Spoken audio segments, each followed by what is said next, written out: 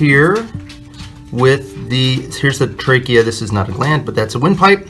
And then way at the top, way up here by the cranial end of the trachea, you can see a little swelling and some white dots. Well, that swelling is the larynx, the voice box, and the little white dots that you'll see there, that one right there, I think you can see. Let's see. Right there, I believe.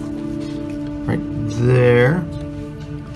Anyway, that thing is the thyroid gland. So the thyroid gland kind of wraps around the trachea right here. And basically anything, if we point at something way up here at the top of this trachea, in this section, it'll be the thyroid gland. Now, the parathyroid glands are embedded in there, but you can't see them. This is the thymus, and it's a big sort of lobe gland that lies right on top of the heart. So anything, here's the heart, anything that you'll see kind of flopped over the heart like this is the thymus. And the functions of all those will be covered in a later video, and plus you have it in your book.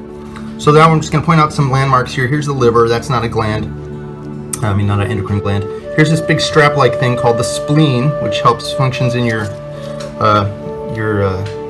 immune system. And then if I go look underneath here, I'm going to flip up the liver and flip up the spleen, and I'm going to see a mass of tissue. Now, I'll just give you another landmark. This is the stomach right there, the tip of my pointer, right there. Okay, so that's the stomach. Now, liver, stomach, and if I flip up this thing, you can see this kind of chewing gum stuff in there.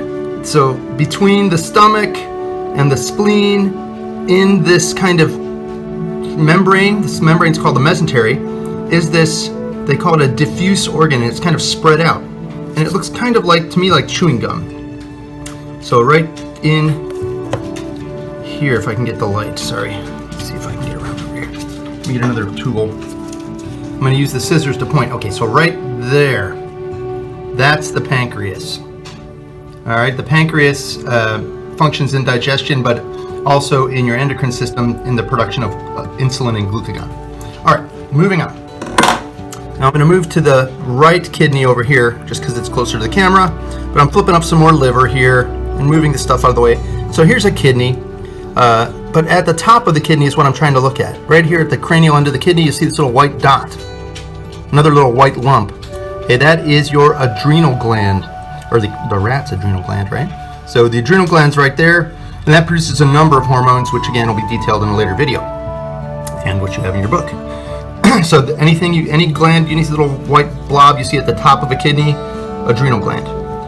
Now I'm going to go all the way down to the last one. See, I did thyroid, thymus, pancreas, adrenal, and last, this is a male rat, so I've already cut open the scrotum, and then inside of the scrotum is one of the testes. So here, this is the testis of the rat, and they're paired, of course, and should be obvious.